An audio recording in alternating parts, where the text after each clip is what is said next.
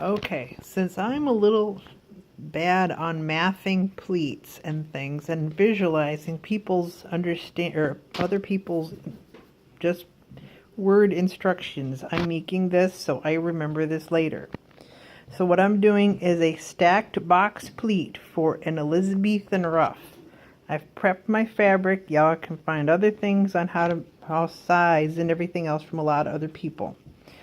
But I've set these pins out at every inch. Here, y'all can see that. Sorry. There we go.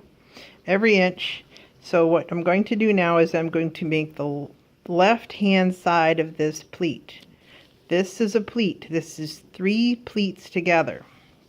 So I'm going to take this and I'm going to move this over 1. And I'm going to have that other pin as my guide of where it's got to be setting onto on the back side of the pleat. You think, oh, I don't really need that. I just need to know where, it's just 2 inches, just pleat it over. Well, when you're learning, sometimes you need a little bit more guide. Okay, so that's sitting there, and we're going to be moving this next pleat over on top because this pin here is our inside guide.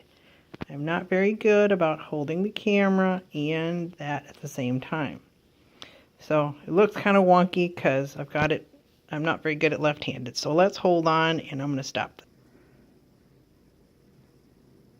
Okay, now you can see that it is 3 full layers. There's a bottom and it kind of S's up twice. And then that makes the left-hand side of the pleat. Now I'm going to put a pin in it. There it is. The left-hand side of this pleat, which is going to be very cute when I pull this up. Look at how deep that goes. Woohoo! There's no starch in this yet. So, what it's going to do is make one of these pretty pleats that's over here. So what I've done is I've gone every inch and we're going to do, this is the left hand side of a box pleat. Now we're going to do what's on this side, and that's the right hand side. Now instead of being kind of confusing and everything, we're going to take, there's our center right here.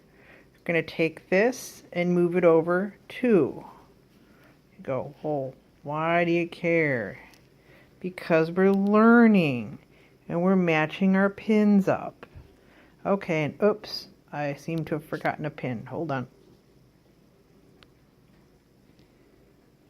And voila, the pin appears. Come on, phone. Here we go. All right, so we've got our 1 pleat. And we're going to put that under and move it over like that. And then we'll have to straighten that up. But that currently is our big pleat.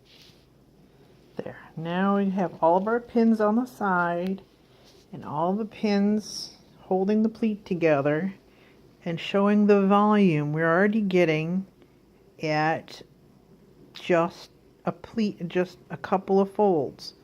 So that's kind of cool because we'll eventually put just a regular tab on the bottom of just a strip, and that's going to hold underneath to support us. So that's kind of cool. I got the dimensions and everything from Elizabethan costuming from Drea's site with the calculator, and I got the other information from a lady whose cat's named Tuki, and the cat likes to get in everything. But they've both been very helpful today.